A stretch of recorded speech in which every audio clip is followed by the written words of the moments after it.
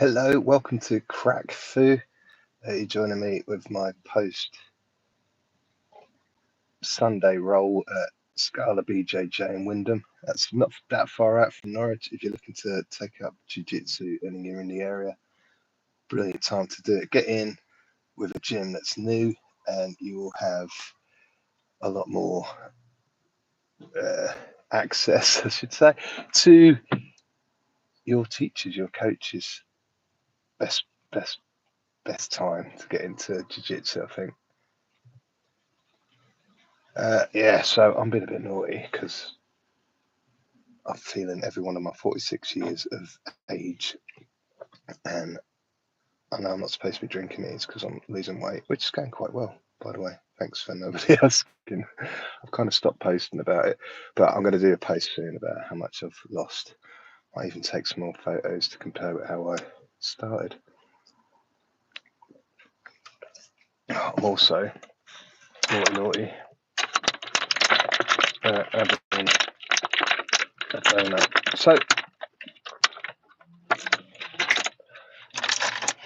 I've been talking recently about like my back injury, which turned out to be a bum injury, and it's not healing great. And it's got to a point where I'm even considering all this like TRT everyone keeps going on about, because they all tell me, like, people I know that are on it, that injuries heal remarkably fast. That people got more energy and all the rest. So I'm not too bothered about the energy side of things, but this injury is really starting to piss me off. I trained last week, and then the next day I just felt awful. Then I thought, oh, my back, and it's feeling a lot better. Train today, and I can already feel it. It also shows the importance of like warming down correctly. I've done a lot of stretches, and I'm going to go home and do some Tai Chi, which I think is also going to help. Have I got comments switched on or off? There's nobody even watching at this point, but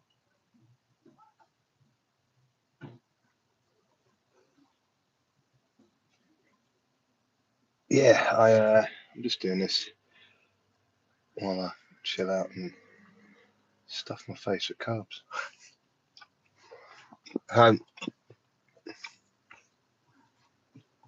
It's Father's Day. I had a great day yesterday at Pride. If anyone's got a problem at Pride, they can fuck off, to be honest. I think it's a great day. I took my two daughters, my grandson. He's like 4 months old at this point. 5 months old. God, where's the time going? And went to Cambridge. Great day out.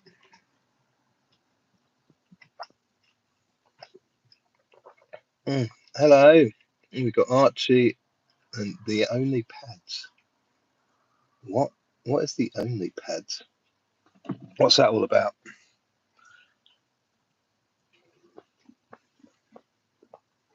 Just stuff in my face. Feeling old. Anyone had any experience with TRT? I'm seriously considering it at this point. All right, Andy.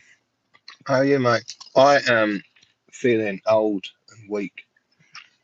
Have you actually considered taking it? Because I never have up until now.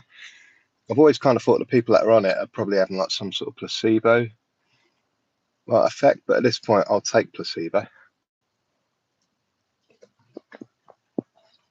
Thing is, all the things I do, like Tai Chi, Jiu Jitsu, I haven't done any striking for a while, but I want to get back to that this week, hopefully.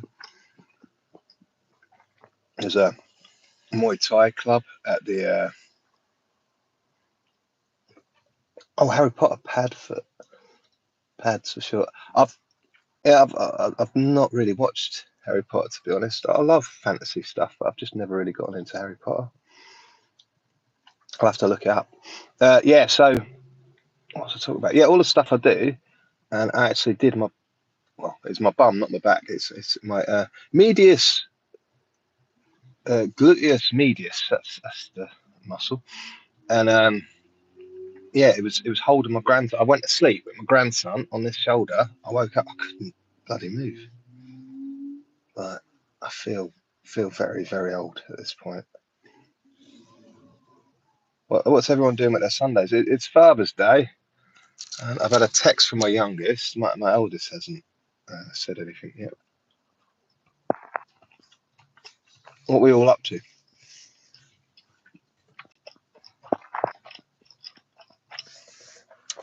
How's your weight loss going, Andy? I am currently just sitting above 100 kilos, which that's the first time I've been that light in a couple of years now.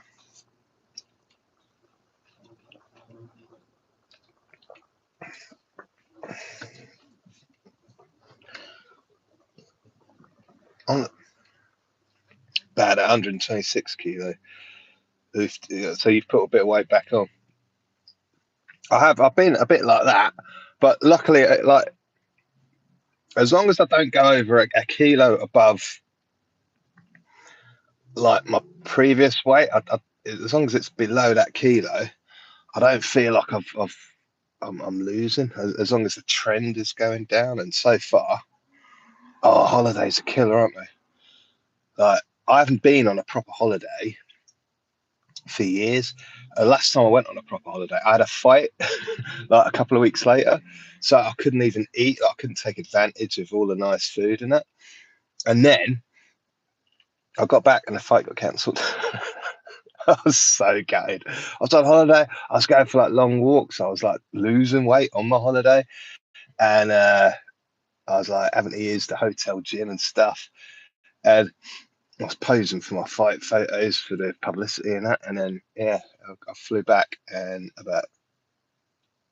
I think I still had like a week before the fight.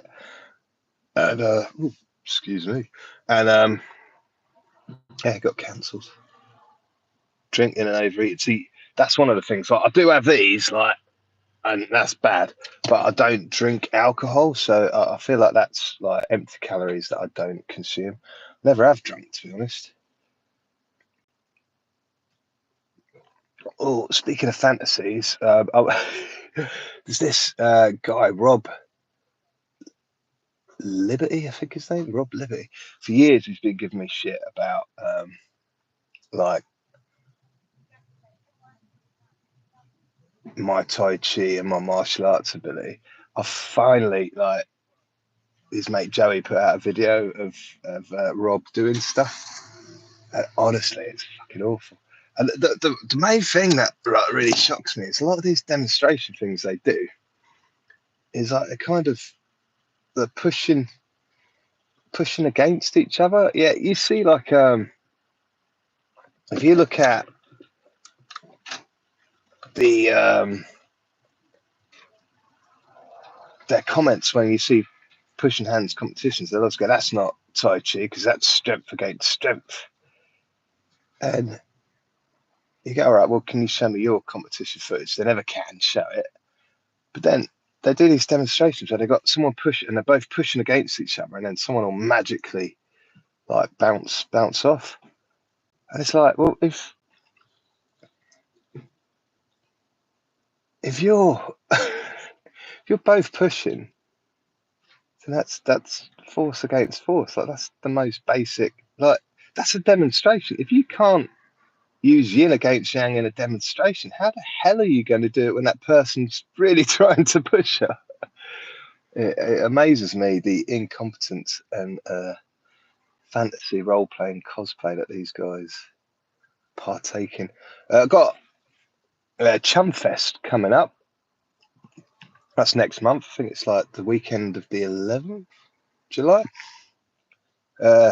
I'm really looking forward to that. I like camping. It's being held on a campsite, so I'm going to take my filming gear. Hopefully, get some footage and some interviews and that. So yeah, that'd be good. And I've never like growing up. I always wanted to do Wing Chun because like Wing Chun was like yeah, that's it. It's advertised on Facebook. Yeah, it's a bargain. I can't remember what it's something like 140 quid or something. Like usually for a weekend's camping, you'd probably spend that anyway. You get breakfast included in it. Like, and all the training, all day, all evening, all night, do as much or as little as you like. It's got to be good. But yeah, growing up, I always wanted to do Wing Chun. I'm kind of glad I didn't, to be honest, because I think to, to get a good teacher at Wing Chun is a hard ask. Like a lot of them, I mean, it's the same with most Chinese martial arts, isn't it? A lot of them live in this fantasy where they just do their chi sao training and they think, well, if I get into a real fight, I'll just do that. And then the first time they get hit, it all goes out the window.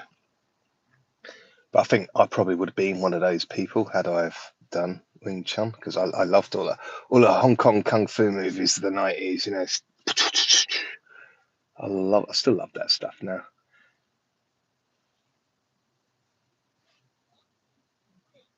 Did it as a teenager. Also the BJJ coaches, man. There's a few. I find it quite confusing in a lot of ways because there's a few like BJJ like black belts who are also like Wing Chun coaches or have been Wing Chun and advocate for Wing Chun. And there's some like, I mean, Liam's not a black belt, but he's a purple belt of jiu-jitsu, and he has like a really realistic way of training and using his Wing Chun. It's yeah, I had him in a clinch and he was like doing like these sort of dirty boxing punches, and for the first time, like it felt like had he wanted to hurt me, he could have with those punches. But yeah, it's like most people, they try to fight like they try, and it's the same in Tai Chi with pushing hands. Like most people that do competitive like pushing hands, they think that's how a fight's going to go. And something Dan was constantly telling us was like, never let go and pushing hands. If you let go, if you let control of one arm go, you need to be moving their weight, because if you let go of that arm, they're going to be punching you. Yeah, and the same for you. Like you've got to acknowledge that if you let go, you've got to be in a position where you could punch them. And I feel like because people don't do a lot of striking, they never really come to grips with that kind of reality. Right, we've got somebody else in the chat. Who else in the chat? I'm taking questions, talking about traditional martial arts and their use in modern times, self-defense situations, exercising. I mean, a lot. I've been hearing a lot, and even from like the sort of more practical side recently, where people are saying, "Yeah, but most people do kung fu for exercise." And to be honest, it's mostly what I do it for now. Like, but if you're just doing it for exercise, if you're admitting that what you do isn't practical, like I just do it for exercise, I'm not interested in fighting. I just like doing forms, or I just like doing a chi sao. So great, but then don't turn around and say that if someone attacked you in a fight, you'd like five finger punch, death touch them. It's still it's the main argument. It just frustrates me so much when you get people go, yeah, but MMA is fine in the ring, but like if it's on the streets, I'd use like my throat like jab or my eye poke or my kick to the groin. And it's like, but like you're admitting that you're not as good at punching, kicking, and all the rest of it as like people that do things like Muay Thai, boxing, MMA, all that kind of stuff. And B, like if you can't jab me on my chin, like my chin's like, my chin's my chin's this size, right? And you can't get this massive target to hit that, right? How are you going to get like this tiny target? Well, let's just go, like one of these into my eye, which is like, that sort of big. If you lack the accuracy to swing at a massive target like that and hit me on the chin, how are you going to get that finger into my eye, or those fingers in my eyes, or one of these fingers into my eyes? It's stupid. People go, it happens in MMA all the time. Yeah, you know what else happens? People get knocked out in MMA all the time. People get tapped out in MMA all the time, choked out. Yeah, it's it's beyond me. And like, if you come across a professional MMA fighter in the street, they don't have to follow rules. Only they have usually better cardio, better skills, better experience of using their techniques against a resisting opponent. There is an argument that says, obviously, most of the people you're going to fight in a self-defense situation aren't going to be professional fighters. This is very true, but that's never been my argument. My argument is that's the most realistic way of training. You need self-defense training on top, I think. I remember years ago, it's a good story.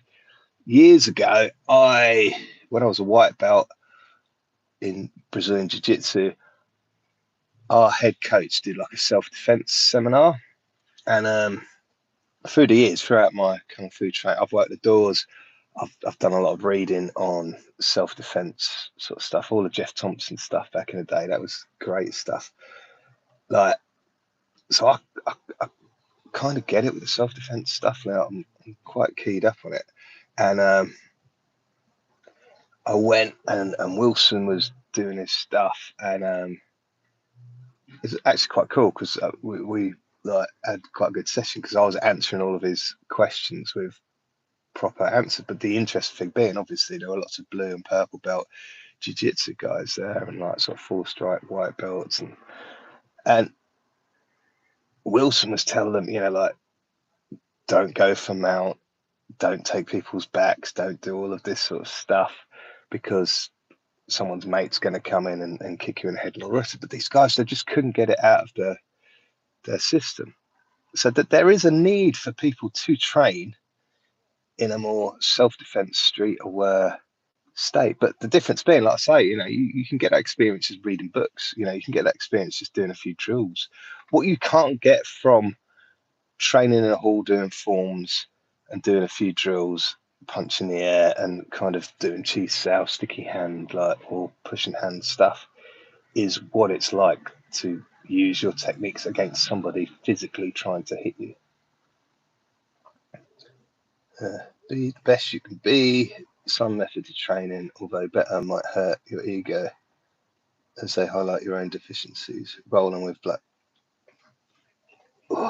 belts is like that. Yeah, and that's, for me, that's a lot of it. Is like, like for me, I had spent over a decade doing Tai Chi, and I'd cross trained in like Muay Thai, Kyrgyzstan karate, Eskrima. Like, gone to so many different seminars, trained with some judo guys, even trained with one of Bruce Lee's original students, Larry Hartzell. Like, awesome experiences. To then go to an MMA gym and get tapped out in a guillotine choke by a guy who'd done a 4-week introductory session at a jiu-jitsu club that had just opened was just humiliating. But like, I liked it. It was like, oh wow, there's all of this stuff that I don't know, I don't understand. And for me, it's like this whole new world opened up. For me, the nice part was obviously the groundwork stuff. What I thought I knew, I didn't know. But when I was wrestling against like professional fighters in the club, and my wrestling actually held up all right. Like, as soon as we got to wall wrestling, I was out of my depth then. I'd get taken down easy. But the actual, like, out on the mat stuff, yeah, it did actually hold up, which it shows if you do like competition style pushing hand stuff, you will learn how to use your Tai Chi against resistance. But if you do your fantasy kind of cosplay, role playing nonsense, not so much. Striking, my striking held up against like some of the people that, you know, look, just the kind of weekend warrior kind of people, held up to an extent against some of the people that I'd had, like, you know, 2 or 3 fights and that. But what I noticed was my striking came on leaps and bounds. Guess what? When I was sparring against other people that had fight experience, and I started catching those guys with techniques that they'd never really sort of thought about, you know, back hook kicks and axe kicks and front snap kicks and things like that. But in fact, my coach at the time, my MMA coach, laughed when I had my first fight and I did like a head kick knockout. And he's like, all these years wrestling and like jiu-jitsu, and then you go and knock the guy out with some move you learned in a town hall in a kung fu class like 15 years ago. And, you know, he wasn't wrong. Anyway, right, that's 21 minutes of me talking complete nonsense. There's no one else watching now. They've all got bored. If you're watching this later on, then well done. I'm going. See you later.